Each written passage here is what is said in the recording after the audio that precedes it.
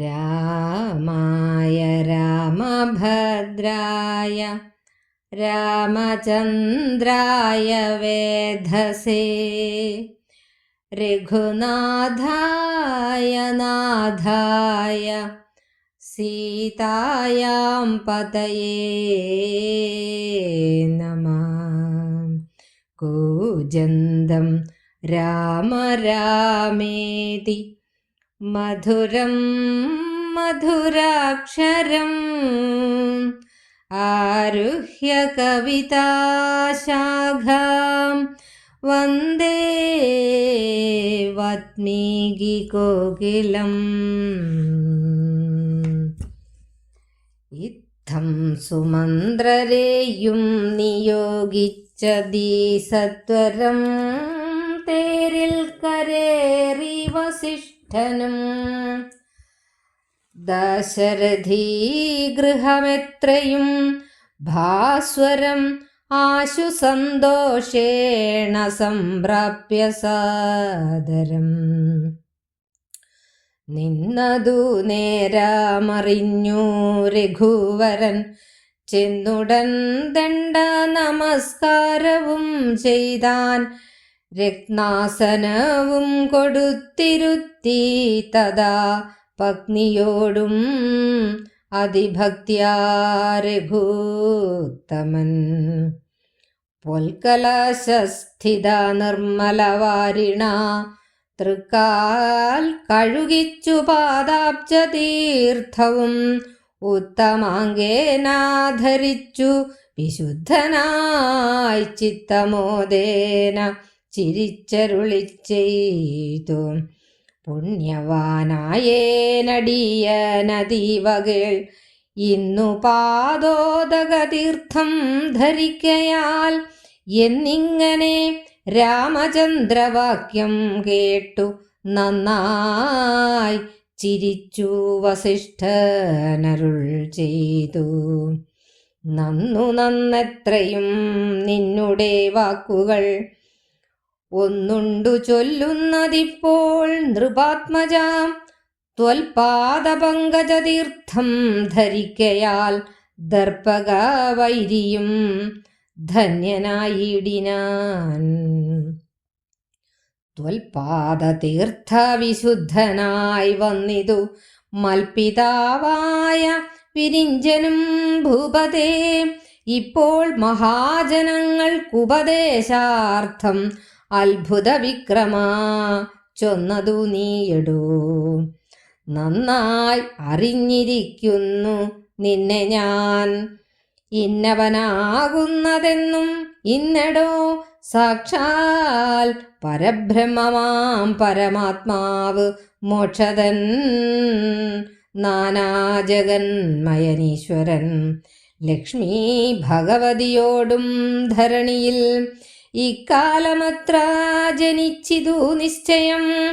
ദേവകാര്യാർത്ഥ സിദ്ധ്യർത്ഥം കരുണയാ രാവണനെ കൊന്നു താപം കെടുപ്പാനും ഭക്തജനത്തിനോ മുക്തി സിദ്ധിപ്പാനും ഇത്തം അവതരിച്ചിടിന ശ്രീപതേ. ദേവകാര്യാർത്ഥം അതീവ ഗുഹ്യം പുനരേവം വിളിച്ചത്തിടാഞ്ഞിതു ഞാനിതം. കാര്യങ്ങളെല്ലാം അനുഷ്ഠിച്ചു സാധിക്കാം മായാമനുഷ്യനായി ശ്രീനിധേ. ശിഷ്യനല്ലോ ഭവാനാചാര്യനേഷ ഞാൻ ശിക്ഷിക്ക വേണം ജഗദ്ധിതാർത്ഥം പ്രഭോ. സാക്ഷാൽ ചരാചരാചാര്യനല്ലോ ഭവാൻ ഓർക്കിൽ പിതൃണാം പിതാമഹനും ഭവാൻ. സർവേഷ്വഗോചരനായ അന്തര്യാമിയായി സർവജഗദ്യന്ത്രവാഹകനായ നീ ശുദ്ധതത്വാത്മകമായൊരു വിഗ്രഹം ധൃത്വാ നിജാധീന സംഭവനായുടൻ മർത്യവേഷേണ ദശരഥപുത്രനായി പൃഥ്വീതലേ യോഗമായയാ ജാതനാം. എന്നതു മുന്നേ ധരിച്ചിരിക്കുന്നു ഞാൻ. എന്നോടു ധാതാവുതാൻ അരുൾ ചെയ്കയാൽ എന്നതറിഞ്ഞത്രേ സൂര്യാന്വയത്തിനു മുന്നേ പുരോഹിതനായിരുന്നൂതാ. ഞാനും ഭവാനോട് സംബന്ധകാംക്ഷയാനൂനം പുരോഹിതകർമ്മമനുഷ്ഠിച്ചു നിന്ദ്യമായുള്ളതു ചെയ്താലൊടുക്കത്തു നന്നായി വരികയിലതും പിഴയല്ലല്ലോ. ഇന്നു സഫലമായി വന്നു മനോരഥം ഒന്നപേക്ഷിക്കുന്നതുണ്ടു ഞാനിനിയും. യോഗേശ തേ മഹാമായ ഭഗവതി ലോകൈകമോഹിനി മോഹിപ്പിടായികമാം. ആചാര്യനിഷ്കൃതികാമൻ ഭവാനെങ്കിലാശയം മായയാ മോഹിപ്പിയായികമേ. ത്വൽപ്രസംഗാൽ സർവമുക്തമിപ്പോളിതം അപ്രവക്തവ്യം മയാ രാമ കുത്രചിൽ. രാജാ ദശരഥൻ ചൊന്നതു കാരണം രാജീവനേത്ര വന്നേനിവിടേക്കു ഞാൻ. ഉണ്ടഭിഷേകം അടുത്ത നാളെന്നതു കണ്ടു ചൊൽവാൻ ഉഴറി വന്നേനഹം. വൈദേഹിയോടും ഉപവാസവും ചെയ്ത് മേദിനി തന്നിൽ ശയനവും ചെയ്യണം. ബ്രഹ്മചര്യത്തോടിരിക്ക ഞാൻ ഓരോരോ കർമ്മങ്ങൾ ചെന്നങ്ങൊരുക്കുവൻ വൈകാതെ. വന്നീടുഷസ്സിനു നീ എന്നരുൾ ചെയ്തു ചെന്നു തേരിൽ കരേറി മുനിശ്രേഷ്ഠനും. പിന്നെ ശ്രീരാമനും ലക്ഷ്മണൻ തന്നോട് നന്നേ ചിരിച്ചരുൾ ചെയ്തു രഹസ്യമായി.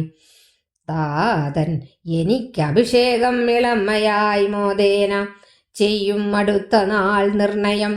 തത്ര നിമിത്തമാത്രം ഞാൻ അതിനൊരു കർത്താവു നീ രാജ്യഭോക്താവും നീയത്രേ. വത്സ മമ ത്വം ബഹി പ്രാണനാകുകയാൽ ഉത്സവത്തിനു കോപ്പിട്ടുകൊണ്ടാലും നീ മത്സമനാകുന്നതും ഭവാൻ നിശ്ചയം. മത്സരിപ്പാനില്ലിതിന്നു നാമാരോടും. ഇത്തരം ഓരോന്നരുൾ ചെയ്തിരിക്കുമ്പോൾ പൃഥ്വീന്ദ്രഗേഹം പ്രവിശ്യ വസിഷ്ഠനും വൃത്താന്തമെല്ലാം ദശരഥൻ തന്നോട് ചിത്തമോദാൽ അറിയിച്ചു സമസ്തവും. രാജീവ സംഭവനന്ദനൻ തന്നോട് രാജാ ദശരഥൻ ആനന്ദപൂർവകം രാജീവ നേത്രാഭിഷേക വൃത്താന്തങ്ങൾ പൂജാവിധാനേന ചൊന്നതു കേൾക്കയാൽ കൗസല്യയോടും സുമിത്രയോടും ചെന്ന് കൗതുകം ഓടറിയിച്ചാനുരൂപുമാൻ. സമ്മോദമുൾക്കൊണ്ടതു കേട്ട നേരത്തു നിർമ്മലമായൊരു മാല്യവും നൽകിനാൾ. കൗസല്യയും തനയാഭ്യുദയാർത്ഥയായി കൗതുകമോട് പൂജിച്ചിതു ലക്ഷ്മിയെ. നാഥേ മഹാദേവി നീയേ തുണ എന്നു ചേതസി ഭക്ത്യാ വണങ്ങി വാണിടിനാൾ. എല്ലാവർക്കും ആത്മപ്രണാമം. ഓം നമഃശിവായ. ശ്രീരാമചന്ദ്ര പ്രഭുവിൻ്റെ അനുഗ്രഹം എല്ലാവർക്കും ഉണ്ടാവട്ടെ. നമ്മുടെ രാമായണം ക്ലാസ് തുടരുകയാണ്. ഇപ്പോൾ നാം അധ്യാത്മരാമായണം കിളിപ്പാട്ട് അയോധ്യാകാന്ഡത്തിലാണുള്ളത്. അയോധ്യാകാന്ഡത്തിലെ ശ്രീരാമാഭിഷേക ആരംഭം ആ ഒരു ഭാഗമാണ്. ആ ഭാഗത്താണ് നാം നിൽക്കുന്നത്. തുടരുന്നു പ്രകാരം: ഇത്തം സുമന്ത്രരെയും നിയോഗിച്ചതി സത്വരം തേരിൽ കരേറി വസിഷ്ഠനും ദാശരഥീഗൃഹം എത്രയും ഭാസ്വരം ആശു സന്തോഷേണ സംപ്രാപ്യ സാദരം. ഇപ്പോൾ കഴിഞ്ഞ ക്ലാസ്സിൽ നാം കണ്ടു ശ്രീരാമനെ യുവരാജാവായിട്ട് അഭിഷേകം ചെയ്യുന്നതിന് വേണ്ടിയിട്ടുള്ള കോപ്പുകളൊക്കെ കൂട്ടണമെന്ന് സുമന്ത്രരോട് അതുപോലെ തന്നെ ഗുരുവിനോടും ഒക്കെ ദശരഥ മഹാരാജാവ് പറയുകയുണ്ടായി. അതിനനുസരിച്ച് മഹാമുനിയായ ഗുരുവായ വസിഷ്ഠൻ സുമന്ത്രരോട് ഇതിനു വേണ്ടിയിട്ടുള്ള കാര്യങ്ങളൊക്കെ, അഭിഷേകത്തിന് വേണ്ടിയിട്ടുള്ള കാര്യങ്ങളൊക്കെ തന്നെ എല്ലാം നന്നായി നീ ചെയ്യണം, വളരെ ശോഭയോടുകൂടി എല്ലാം ചെയ്യണം എന്നുള്ള കാര്യം പറഞ്ഞതിന് ശേഷം വസിഷ്ഠൻ ദാശരഥി ഗൃഹം എത്രയും ഭാസ്വരമായ, അതായത് ശ്രീരാമചന്ദ്ര പ്രഭുവിൻ്റെ ആ ഗൃഹത്തിലേക്ക് വളരെ വേഗം തേരിൽ കയറി പോവുകയാണ് ഭഗവാനെ കാണുന്നതിന് വേണ്ടിയിട്ട്, ശ്രീരാമചന്ദ്ര പ്രഭുവിനെ കാണുന്നതിന് വേണ്ടിയിട്ട്. അങ്ങനെ വസിഷ്ഠ മഹർഷി അവിടെ വന്നതറിഞ്ഞിട്ട് രഘുവരൻ ചെന്നുടൻ ദണ്ഡനമസ്കാരവും ചെയ്താൻ രത്നാസനം കൊടുത്തിരുത്തി തഥാ പത്നിയോടും അതിഭക്തിയാ രഘുത്തമൻ. അപ്പോൾ തൻ്റെ ഗുരു വസിഷ്ഠ മഹാഗുരു വരുന്നതറിഞ്ഞിട്ട് വസിഷ്ഠനെ സ്വീകരിക്കുകയാണ് ശ്രീരാമചന്ദ്രൻ. ദണ്ഡനമസ്കാരമൊക്കെ ചെയ്ത് രത്ന സിംഹാസനത്തിലൊക്കെ ഇരുത്തി അതിനുശേഷം പത്നിയോടുകൂടി പൊൽക്കലശസ്ഥിത നിർമ്മല വാരിണാ തൃക്കാൽ കഴുകിച്ചു പാദാബ്ജതീർത്ഥവും ഉത്തമാംഗേന ധരിച്ചു വിശുദ്ധനായി ചിത്തമോദേന ചിരിച്ചരുളി ചെയ്തു. അപ്പോൾ സീതയോടൊത്ത് സ്വർണ്ണക്കുടങ്ങളിൽ ശുദ്ധജലമൊക്കെ എടുത്തുകൊണ്ട് ആചാര്യൻ്റെ പാദങ്ങൾ കഴുകി ആ തീർത്ഥജലം കൊണ്ട് തൻ്റെ ശിരസിൽ തളിച്ച് വിശുദ്ധനായി അനന്തരം സന്തോഷത്തോടുകൂടി ഇപ്രകാരം പറയുകയാണ്: പുണ്യവാനായേൻ അടിയൻ അതീവ കേൾ ഇന്ന് പാദോദക തീർത്ഥം ധരിക്കയാൽ. ഭഗവാനെ, അങ്ങയുടെ പാദം കഴുകിയ ആ തീർത്ഥം, ആ ഗുരുവിനോടുള്ള ഭക്തിയാണ് അവിടെ നമ്മൾ മനസ്സിലാക്കേണ്ടത്. അപ്പോൾ ആ പാദം കഴുകിയ തീർത്ഥം എൻ്റെ ശിരസിൽ തളിച്ചതിനാൽ ഞാൻ ഇന്ന് ധന്യനായി എന്ന് പറയുകയുണ്ടായി. അപ്പോൾ എന്നിങ്ങനെ രാമചന്ദ്രവാക്യം കേട്ട് നന്നായി ചിരിച്ചു വസിഷ്ഠൻ അരുൾ ചെയ്തു. ശ്രീരാമചന്ദ്രൻ്റെ വാക്കുകൾ കേട്ടപ്പോൾ വളരെ സന്തോഷത്തോടു കൂടി വസിഷ്ഠൻ ചിരിച്ചുകൊണ്ട് ഇപ്രകാരം പറയുകയാണ്. എന്താണ് വസിഷ്ഠൻ പറയുന്നത്? നന്നു നന്നെത്രയും നിന്നുടെ വാക്കുകൾ ഒന്നുണ്ടു ചൊല്ലുന്നതിപ്പോൾ നൃപാത്മജ. ഇപ്പോൾ പറയുകയാണ്, രാജകുമാര, അങ്ങയുടെ വാക്കുകൾ കൊള്ളാം. ഞാനൊരു കാര്യം പറയാൻ ഉദ്ദേശിക്കുകയാണ്. ത്വൽപാദപങ്കജ തീർത്ഥം ധരിക്കയാൽ ദർപ്പകവൈരിയും ധന്യനായിടിനാൻ. ത്വൽപാദ തീർത്ഥവിശുദ്ധനായി വന്നിതു മൽപിതാവായ വിരിഞ്ചനും ഭൂപതേ. അദ്ദേഹം പറയാണ്, ഗുരു പറയുകയാണ്, അല്ലയോ ഭഗവാനെ, അങ്ങയുടെ വാക്കുകൾ കൊള്ളാം. നിന്റെ പാദതീർത്ഥം ധരിച്ചുകൊണ്ട്, അല്ലെ അങ്ങയുടെ പാദതീർത്ഥം ധരിച്ചിട്ടാണ് കാമവൈരിയായ ഭഗവാൻ ശ്രീ പരമേശ്വരൻ ധന്യനായി തീർന്നത്. അതുപോലെ തന്നെ എൻ്റെ പിതാവായ ബ്രഹ്മദേവൻ പോലും പരിശുദ്ധനായി തീർന്നത് അങ്ങയുടെ പാദതീർത്ഥം ധരിച്ചതുകൊണ്ടാണല്ലോ. കൂടാതെ വീണ്ടും പറയുകയാണ്, ഇപ്പോൾ മഹാജനങ്ങൾക്ക് ഉപദേശാർത്ഥം അത്ഭുത വിക്രമ ചൊന്നത് നീയടോ. പിന്നെ പറയുകയാണ്, അല്ലയോ അത്ഭുത പരാക്രമനായ ഭഗവാനെ, അങ്ങ് ഇപ്പോൾ പറഞ്ഞത് ലോകരെ ബോധ്യപ്പെടുത്തുന്നതിന് വേണ്ടിയാണ് എന്നെനിക്കറിയാം. അതുപോലെ തന്നെ അത്ഭുത വിക്രമ ചൊന്നത് നീയടോ, നന്നായി അറിഞ്ഞിരിക്കുന്നത് നിന്നെ ഞാൻ ഇന്നവനാകുന്നതെന്നും ഇന്നടോ. പിന്നെയും ഗുരു പറയുകയാണ്, വസിഷ്ഠ മഹാമുനി പറയുകയാണ്, അല്ലയോ അത്ഭുത പരാക്രമ, ലോകരെ ബോധ്യപ്പെടുത്തുന്നതിന് വേണ്ടിയാണ് അങ്ങ് ഇതൊക്കെ ചെയ്തത്. ഇനിയിപ്പോൾ നീ ആരാണെന്ന് എനിക്ക് നല്ലവണ്ണം അറിയാം എന്ന് പറയുന്നു. എനിക്ക് നന്നായിട്ടറിയാം, ഇന്നവനാകുന്നത് നീ ആരാണെന്ന് എനിക്ക് നന്നായിട്ടറിയാം. സാക്ഷാൽ പരബ്രഹ്മമാം പരമാത്മാവ് മോക്ഷതൻ നാനാ ജഗന്മയനീശ്വരൻ ലക്ഷ്മി ഭഗവതിയോടും ധരണിയിൽ ഈ കാലമത്ര ജനിച്ചത് നിശ്ചയം. എനിക്കറിയാം അങ്ങ് ആരാണെന്ന്.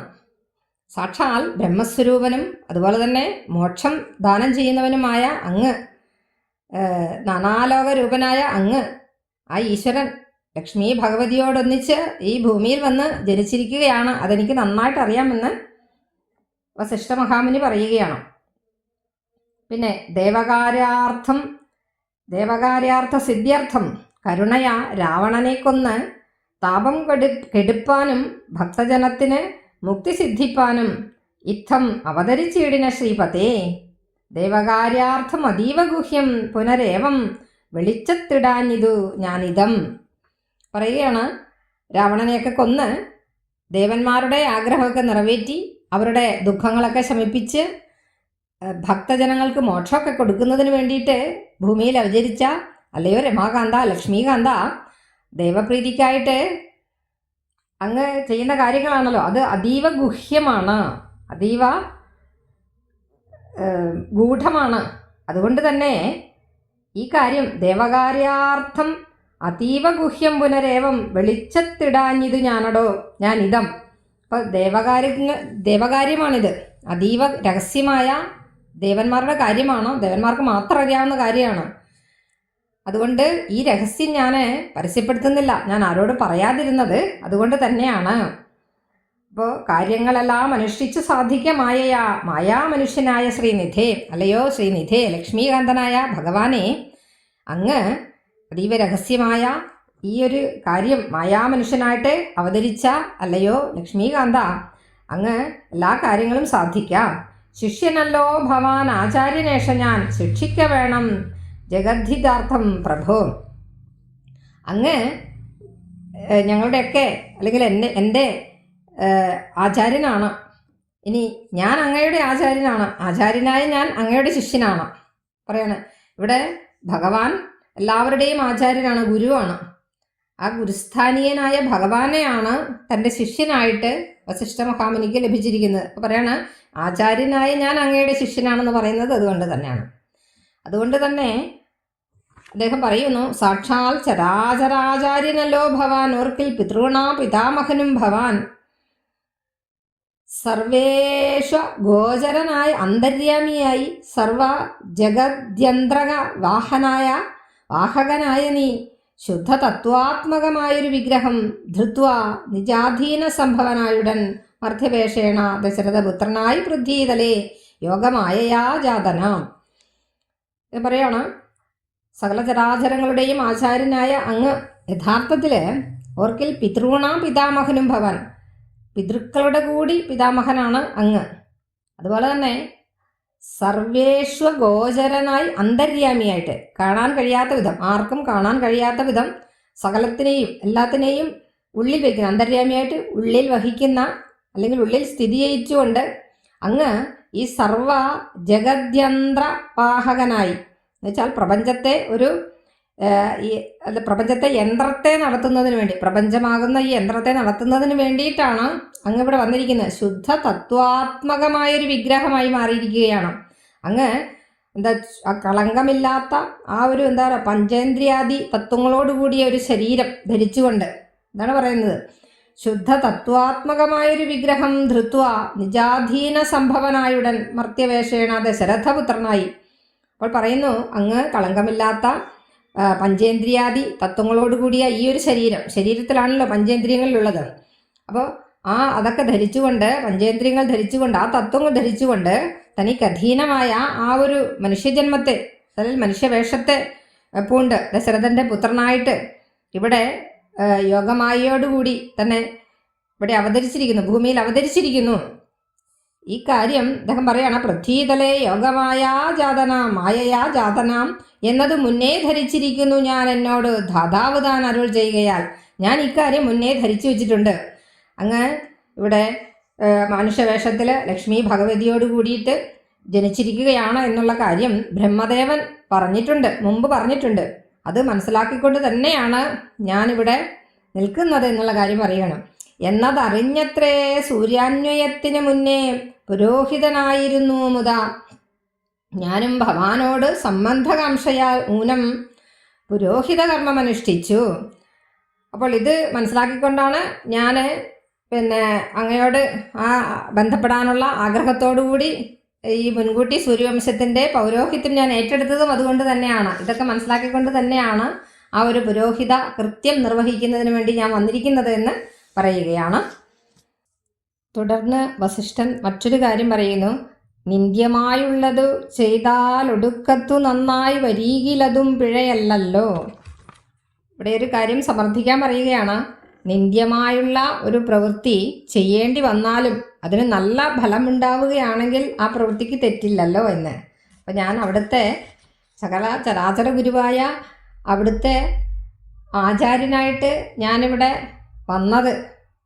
അത് കാംക്ഷയാൽ വന്നു എന്ന് പറഞ്ഞിട്ടുണ്ടല്ലോ. അസംബന്ധ കാംക്ഷയാൽ നൂനം പുരോഹിത കർമ്മം അനുഷ്ഠിച്ച് ആ ഒരു സൂര്യാന്വയത്തിന്, സൂര്യകുലത്തിന്, സൂര്യവംശത്തിലേക്ക് വന്നത് തന്നെ ഈ ഒരു കാര്യം അറിഞ്ഞുകൊണ്ട്, അങ്ങ് രാമനായിട്ട് അവതരിച്ചിട്ടുണ്ട് എന്നുള്ള കാര്യം ധരിച്ചുകൊണ്ട് തന്നെയാണ് അവിടുത്തെ കാണാനും അവിടുത്തോട് സംസാരിക്കാനും അവിടുത്തെ എന്താ പറയുക സേവിക്കാനും ഒക്കെ തന്നെയാണ് വന്നിട്ടുള്ളത്. അപ്പോൾ ഇവിടെ സകല ചരാചര ഗുരുവായ ഭഗവാനെ അവിടുത്തെ ആചാര്യനായിട്ടാണ് വന്നിട്ടുള്ളത്.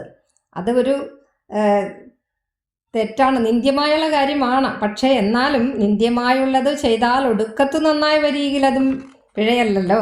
അതുകൊണ്ടാണ് പറഞ്ഞിരിക്കുന്നത്, നിന്ദ്യമായൊരു പ്രവൃത്തി ചെയ്യേണ്ടി വന്നാലും അതിന് നല്ല ഫലം ഉണ്ടാവുകയാണെങ്കിൽ ആ പ്രവൃത്തിക്ക് തെറ്റില്ലല്ലോ എന്ന് സാമാന്യ കാര്യം കൊണ്ട് അവിടെ സമർത്ഥിക്കുകയാണ് ചെയ്യുന്നത്.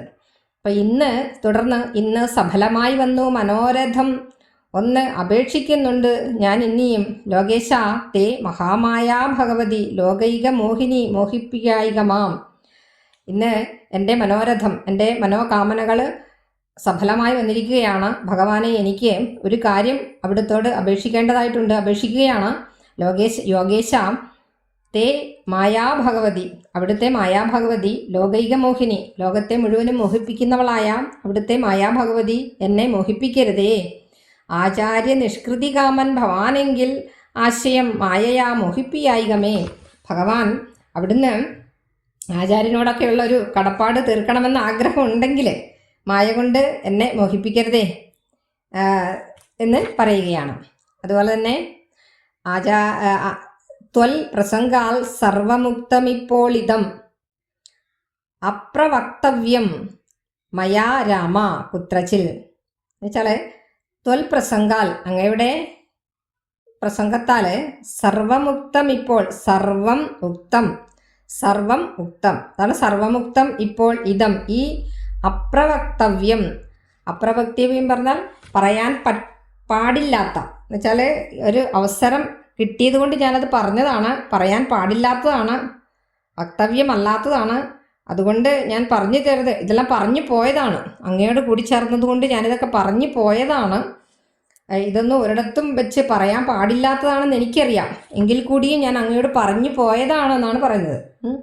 രാജാ ദശരഥൻ ചെന്നത് കാരണം, രാജാവായ ദശരഥ മഹാരാജാവ് പറഞ്ഞതുകൊണ്ടാണ് ഞാനിവിടെ വന്നിരിക്കുന്നത്. രാജീവനേത്ര വന്നേനിവിടേക്ക് ഞാൻ, രാജീവനേത്ര താമരക്കണ്ണനായ ഭഗവാനെ, ഞാനിവിടേക്ക് വന്നത് മഹാരാജാവ് പറഞ്ഞത് പ്രകാരമാണ്.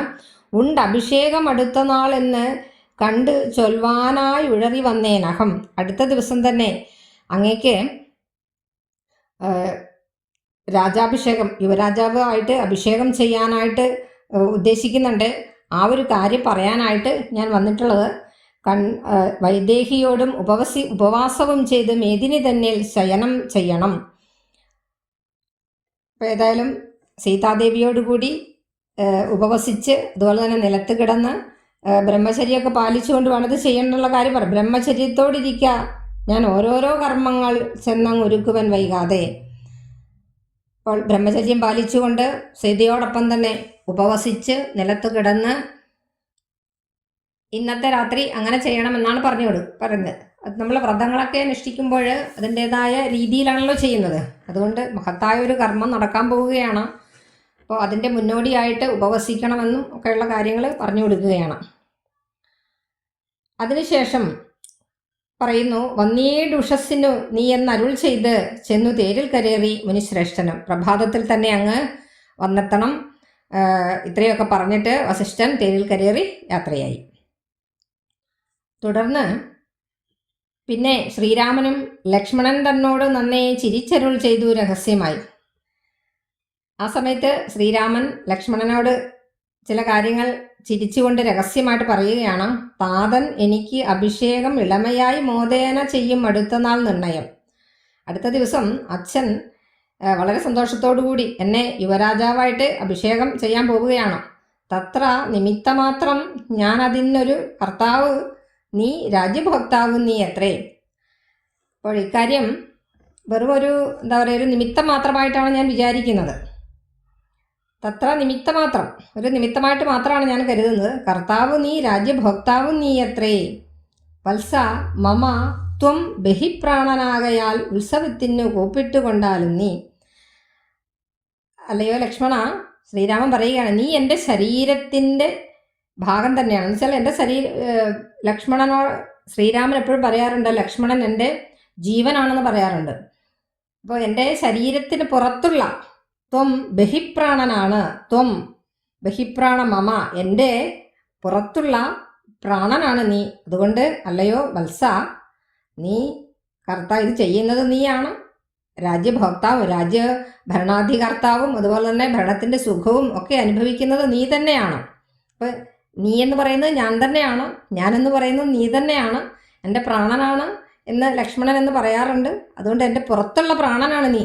എൻ്റെ ശരീരത്തിനുള്ളിലൊരു പ്രാണനാണ്, ആ ഒരു പ്രാണനുണ്ട്. എന്നാൽ നീ എന്ന് പറയുന്നത് എൻ്റെ പുറത്തെ പ്രാണനാണെന്നാണ് പറയുന്നത്. അപ്പോൾ അതുകൊണ്ട് തന്നെ നീ ഭരണകർത്താവ് നീയാണ്, രാജ്യസുഖം അനുഭവിക്കുന്നയാൾ നീയാണ്. അതുകൊണ്ട് തന്നെ ഉത്സവത്തിന് കൂപ്പിട്ടുകൊണ്ടാലും നീ തന്നെ ഉത്സവത്തിൽ പങ്കെടുക്കാൻ വേണ്ടിയിട്ട് തയ്യാറായിക്കൊള്ളുക. നീ എനിക്ക് തുല്യൻ. പറഞ്ഞു വരുന്നത് എന്താ വെച്ചാൽ, നീ എനിക്ക് സമനാണ്, എനിക്ക് തുല്യനാണ്. അതുകൊണ്ട് ഇക്കാര്യത്തിൽ നമ്മളോട് ആരും മത്സരിക്കാനില്ല. തുടർന്നുള്ള വരികളിൽ അതാണ് പറയുന്നത്, മത്സമനാകുന്നതും ഭവാൻ നിശ്ചയം മത്സരിപ്പാനില്ലിതുമേ. നമ്മോടാരും ഇക്കാര്യത്തിൽ നമ്മളോട് മത്സരിക്കാൻ ആരുമില്ല. കാരണം നീ ഞാൻ തന്നെയാണ്, അല്ലെങ്കിൽ ഞാൻ നീ തന്നെയാണ്. അതുകൊണ്ട് ഇവിടെ മത്സരത്തിന് പ്രസക്തിയില്ല. കൂപ്പിട്ടുകൊള്ളുക. നീ ഇതിന് ഉത്സാഹിച്ചാൽ ഞാൻ ഉത്സാഹിക്കുന്നത് പോലെ തന്നെയാണ്. അതുകൊണ്ട് നീ തന്നെയാണ് ഉത്സാഹിക്കേണ്ടതെന്ന് പറഞ്ഞു കൊടുക്കുകയാണ്. ഇത്തരം ഓരോന്ന് അരുൾ ചെയ്തിരിക്കുമ്പോൾ പൃഥ്വീന്ദ്രഗേഹം പ്രവേശിച്ചു വസിഷ്ഠനും. ഇങ്ങനെ ലക്ഷ്മണനും രാമനും കൂടെ കാര്യങ്ങൾ പറഞ്ഞുകൊണ്ടിരിക്കുന്ന ആ സമയത്ത് തന്നെ അവിടെ വസിഷ്ഠൻ ദശരഥ മഹാരാജാവിൻ്റെ അടുത്ത് ചെന്നു.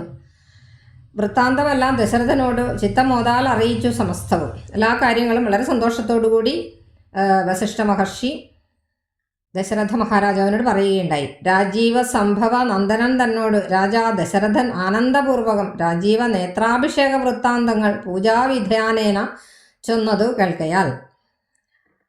അപ്പോൾ ശ്രീരാമൻ്റെ അഭിഷേക കാര്യങ്ങൾ, അതിനുള്ള പൂജാവിധികൾ എന്നിവയെക്കുറിച്ചൊക്കെ ദശരഥൻ വസിഷ്ഠനോട് പറഞ്ഞു കൊടുക്കുകയാണ്.